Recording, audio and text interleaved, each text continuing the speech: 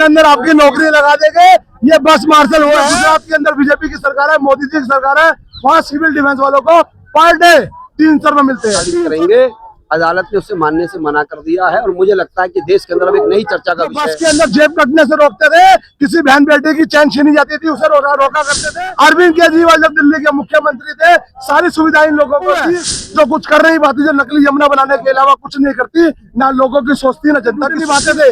ये पुलिस से अच्छा काम करते थे, पर कहीं ना कहीं बीजेपी के नेताओं ने इनकी नौकरी शरीफों का मकान तोड़ने का काम अगर कोई कर रही है तो दिल्ली के मुख्यमंत्री 60 दिन के अंदर आपकी नौकरी लगा देंगे। ये बस मार्शल वो है जो बस के अंदर जेब कटने से रोकते थे, किसी बहन बेटे की चैन छीनी जाती थी उसे रोका करते थे, तो ये अपनी जान हथेली पे करके अपनी ड्यूटी करते थे। ये बस मार्शल वो है जो दिल्ली में पोल्यूशन होता था तो रोड पे खड़े हो जाते थे, ट्रैफिक जाम रुकवाते थे, तो जहाँ पुलिस की कमी होती थी वहाँ ये सिविल डिफेंस वाले वहां जाते थे और अपनी ड्यूटी निभाते थे।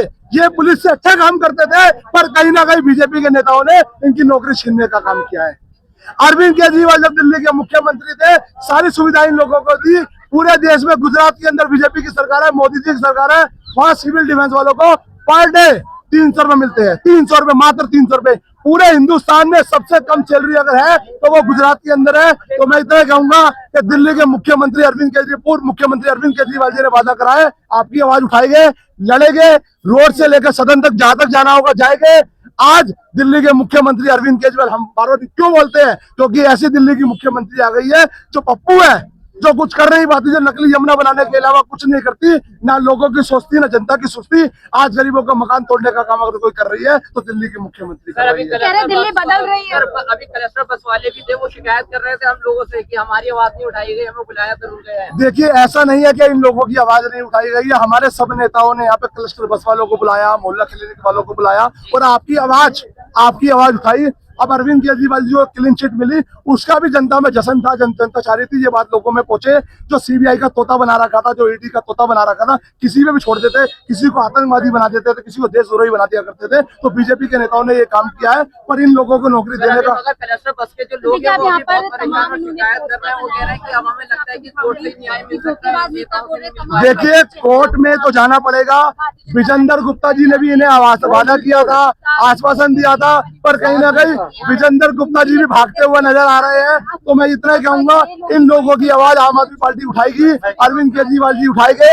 आम आदमी पार्टी का एक एक कार्यकर्ता, एक एक नेता इन लोगों के साथ है, इनकी मदद के लिए खड़ा है। जो हमसे बनेगा हम करेंगे, और विपक्ष का काम होता है आवाज उठाना, हम आवाज उठाएंगे।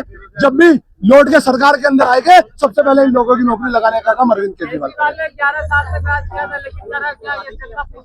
मुझे बताइए, 11 साल के अंदर इन सिविल डिफेंस वालों को भी नौकरी से निकाला? नहीं निकाला। कभी निकाला? कभी मोहल्ला क्लिनिक वालों को निकाला? कभी किसी का मकान तोड़ा? कभी किसी के पेट में लात मारी? ये काम अरविंद केजरीवाल ने 11 सालों में किया था, जो आज भी गरीब अरविंद केजरीवाल को पसंद करता है। और पूछिए किसी सवाल है तो। आप कह रहे हैं कि गरीब अरविंद केजरीवाल को पसंद करता है, लेकिन 11 साल के बाद ऐसा कौन से नाराजगी थी कि अरविंद केजरीवाल को सीधा कुर्सी से हटा दिया? देखिए, वो कहते हैं कि कभी हम हारेंगे नहीं दिल्ली में। देश के प्रधानमंत्री जी ने 56 इनका सीना दिखाया और लोगों को कहा ये मोदी जी की गारंटी है, 25,000 भी 2500 रुपए भी देंगे, रोजगार भी देंगे, ये भी देंगे, वो भी देंगे। कहीं ना कहीं जनता मोदी जी की बातों में आ गई, देश के प्रधानमंत्री की बातों में आ गई, पर इन्हें ये नहीं पता था देश के प्रधानमंत्री ने एक बात बताई थी, झोला उठाएंगे और चले जाएंगे। वो तो चले जाएंगे, पर इन लोगों की नौकरी भी उस झोले के साथ साथ चली गई है। अरविंद केजरीवाल जी ने भी कहा था 2100 देंगे। अरविंद केजरीवाल की सरकार आती तो 2100 के 3100 भी दे देते। अरविंद केजरीवाल जी ने कहा था मोहल्ला क्लिनिक बनाएंगे, बनाया। अरविंद केजरीवाल ने कहा था फ्री बस यात्रा कराई। अरविंद केजरीवाल जी ने कहा था अच्छे स्कूल बनाएंगे, बनाए। अरविंद केजरीवाल ने कहा था तीर्थ यात्रा ले जाएंगे, ले जाए। अरविंद केजरीवाल ने कहा था प्राइवेट हॉस्पिटल में भी। आप बात कर रहे थे अभी, एक मीडिया का भाई कह रहा था, मैं आपको गोदी मीडिया तो नहीं कह सकता, क्योंकि अगर आज थोड़े बहुत हम यहाँ पे खड़े हैं तो यूट्यूबर जो हैं उनके वजह से ही खड़े हैं, आपके छोटे मोटे चैनलों की वजह से ही खड़े हैं। हाँ, तो मैं ये बात कहूंगा कि अभी एक भाई ने कहा था कि केजरीवाल जी ने क्या किया, तो केजरीवाल जी की तो बात दूर रखिए, आप हमारे एक सौरभ भारद्वाज हमारे नेता हुआ करते थे, विजेंद्र गुप्ता के रोड पे पैर पकड़े थे सौरभ भारद्वाज ने और कहा था कि इनको परमानेंट करो। विजेंद्र गुप्ता अपना नारा खोलकर रोड पे दौड़ रहा था, उसने पैर पकड़े थे। इनको पक्का करो, वो वीडियो आप सब लोगों ने देखा होगा। तो हमारे नेताओं ने तो पैर तक पकड़े कि इन मार्शलों को परमानेंट कर दो। तो इस तरह की बातें ना फैलाई जाए। और अगर कोई है अगर यहाँ आवाज उठाता है तो आम आदमी पार्टी है, अरविंद केजरीवाल जी है। और अरविंद केजरीवाल जी को उसी की सजा दी गई, इस पार्टी को इसी की सजा दी गई। अगर आप मार्शलों की बात उठाओगे, गरीबों की बात उठाओगे, तो आपको हम बाहर नहीं रहने देंगे। झूठे षड्यंत्रों में आपको बंद करेंगे। और कल कोर्ट का जो फैसला आया है उससे पता लगता है कि आम आदमी पार्टी ही गरीबों और असहायों की बात उठाती है। सर, राघव चड्ढा जी नजर नहीं आ रहे जब से ये फैसला कोर्ट का आया है, इसको लेकर क्या देखेंगे आप? आज राघव चड्ढा जी नजर नहीं आ रहे या राघव चड्ढा जी क्या कर रहे हैं, ये मुद्दा नहीं है। देश का मुद्दा है एस्टीन फाइल, देश का मुद्दा है मुजरा, देश के मुद्दे जो हैं आज जंतर मंतर पे उठाए जा रहे हैं। गरीबों के मुद्दे हैं, आप उस पर बात कीजिए। Thank you so much. Thank you. मैं ये पूछना चाहता हूँ, क्या मंत्रालय में पुलिस नहीं है, मिलिट्री नहीं है, आपके दफ्तर में पुलिस नहीं है, वहाँ पुलिस क्यों लगा रहे, क्यों नहीं हटा दीजिए? पुलिस को लगा रहे गुना बात है। लगातार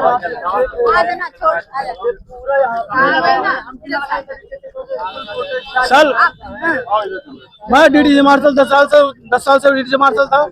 इन्होंने हमें बेरोजगार कर दिया, धन रोटी परेशान हो गए हैं, भूखमरी के कगार पे आ चुके हैं। अगर बीजेपी के कानों में रूह नहीं जूंगी है। बीजेपी विजेंद्र गुप्ता जी ने कहा था हमारी सरकार बनती है, हमारी सरकार बनते जिस दिन हम बन जाते हैं सरकार 60 दिन में सभी बस मार्शल को पक्का करके देंगे। लेकिन ये अब उल्टा ही हो गया। अब उल्टा हो गया। हम इनके पास जाते हैं तो पीछे के दरवाजे से निकल के भाग जाते हैं। हम इनसे पूछना चाहते हैं, इन्होंने हमें ये कह के निकाल दिया कि बसों में सीसीटीवी की और पैनिक बटन लगा दिए गए हैं। तो मैं ये पूछना चाहता हूँ, चीज तो पहले भी थी, लेकिन इनके ऑफिस में, इनके दफ्तर में, इनके मंत्रालय में हर जगह सीसीटीवी कैमरे लगे हुए हैं।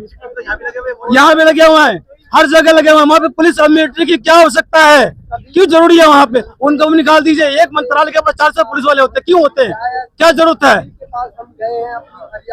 तो सर सीसीटीवी के बेसिस पे आपको निकाल दिया गया। हाँ जी मैडम। सीसीटीवी जो होते हैं वो तो हर जगह होते हैं, हर जगह होते हैं। किसी भी सरकारी कर्मचारी की जरूरत नहीं पड़ेगी। बिल्कुल मैडम, इनके कहने का मतलब तो यही है, स्टेशन में सिर्फ सीसीटीवी कैमरा लगा दे, उसके बाद पुलिस कर्मियों को बाहर निकाल दे। बिल्कुल मैडम जी, इनका बीजेपी का कहने का मतलब यही है। बीजेपी का कहने का मतलब है जो बंदा रोजगार है उसको निकालो नौकरी से। सबसे बड़ी बात है कि निर्भया केस जैसे और भी केस दिल्ली के अंदर होने लगेंगे। जी सर, बिल्कुल सर, आपकी बात सही है, बिल्कुल भी और ज्यादा बढ़ रहे हैं। निर्भया केस के बाद में जो दिल्ली की बसों के अंदर सिक्योरिटी बढ़ाई गई थी। बिल्कुल सर, बिल्कुल सर, फिर भी ये बीजेपी गुप्ता जी सुनते नहीं। अब रेखा गुप्ता जी के मिलने जाते हैं तो पीछे के दरवाजे से निकल जाते हैं, बिल्कुल सामने आते नहीं है, बिल्कुल भी पीछे के दरवाजे चल जाते हैं। हम परेशान हो चुके हैं, हम मरने की कगार पे आ चुके हैं।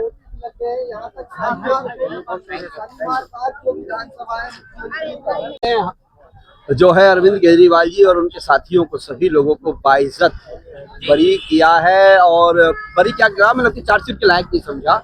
और मुझे लगता है कि इस देश के अंदर जो भारतीय जनता पार्टी ने ये पढ़ाने का प्रयास किया कि न्यायालय में करप्शन होता है एनसीईआरटी की बुक्स के अंदर, उसे अदालत ने जवाब दिया है कि आज भी न्यायालय के घर में, न्यायालय के अंदर ईमानदारी बरकरार है। आप अगर आपके लिए कोई लीडर थ्रेट है, उसको इस प्रकार से प्रताड़ित करेंगे, अदालत ने उसे मानने से मना कर दिया है। और मुझे लगता है कि देश के अंदर अब एक नई चर्चा का विषय बन गया है कि इस सरकार की निरंकुशता एक निरंकुश शासक से भी ज्यादा बड़ी होती जा रही है।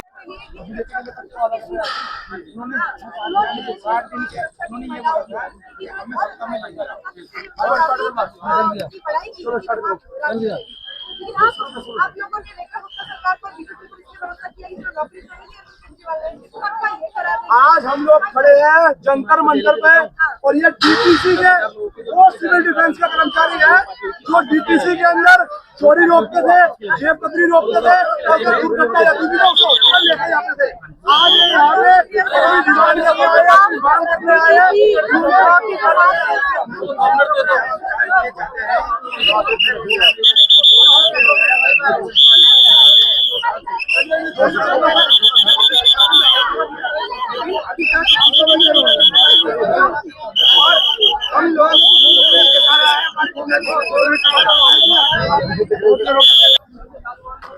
अच्छा 2 बज गए हैं क्या?